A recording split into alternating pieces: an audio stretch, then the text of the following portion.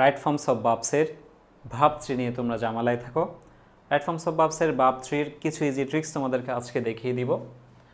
এখানে আমি কি লিখেছি দেখো, 4H 4G 4B। 4H মানে কি? হ্যাভ, হ্যাজ, হ্যাড, হ্যাভিং, অর্থাৎ প্রথম 4টা ইস নিয়ে আমরা 4H বানিয়েছি। গেট, গট, গেটিং, গ্রো, অর্থাৎ প্রথম 4টা জি নিয়ে আমরা 4G বানিয়েছি। বি, বিং, বিন, বিকাম, প্রথম 4টা বি নিয়ে আমরা 4B বানিয়েছি। 4H 4G 4B যাই থাকুক না কেন, এরপর ভার্বের ভার্ব ট্রি ফর্ম হবে।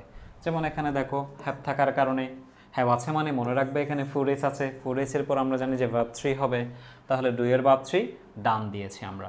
এখানে হ্যাজ আছে, তার মানে এরপর একটা ভার্ব ট্রি হবে, কারণ হ্যাভ, হ্যাজ, হ্যাড এর পরে আমরা জানি যে ভার্বের ফর্মটা ভার্ব ট্রি কিংবা পাস্ট পার্টিসিপল হবে, এই জন্য রাইটের ভার্ব ট্রি রিটার্ন হয়ে গিয়েছে। আরেকটা আমরা জানি যে রাইট ভার্ব ট্রির ফর্মে, রাইট ফর্মস অফ ভার্বসে আমাদেরকে হ্যাভ প্লাস ভার্ব ট্রি অথবা হ্যাজ প্লাস ভার্ব ট্রি বানাতে হয়। এটা মনে রাখতে আমরা অসুবিধায় থাকার কারণে আমি একটা ট্রিক্স দিয়েছি, এটা মনে রাখবো যে আজরাইল দিয়ে। কি দিয়ে বলো তো? আজরাইল দিয়ে। আজরাইল থেকে কি?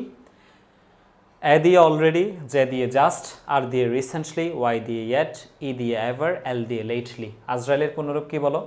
এ দিয়ে অলরেডি, জে দিয়ে জাস্ট, আর দিয়ে রিসেন্টলি, ওয়াই দিয়ে ইয়েট, ই দিয়ে এভার, এল দিয়ে লেটলি। তাহলে আজরাইলের পর মনে রাখবা যে have plus verb tree.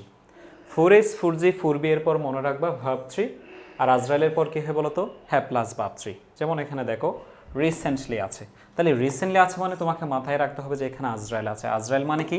Have plus verb tree দিতে হবে।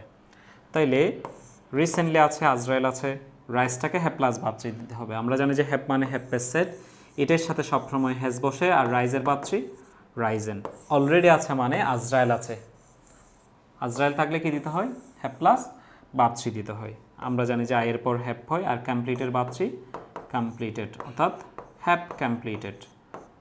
ওকে, তাহলে এই ভার্ব ট্রি মনে রাখবো যে 4H 4G 4B এর পর ভার্ব ট্রি, আর আজরাইলের পর হ্যাভ প্লাস ভার্ব ট্রি। এটি দিয়ে আমরা রাইট ফর্মস অফ ভার্বসের যে কঠিন ভার্ব ট্রির রুলস আছে এটা শিখে ফেললাম। ধন্যবাদ সবাইকে ইংলিশ লাভার্সের পক্ষ থেকে।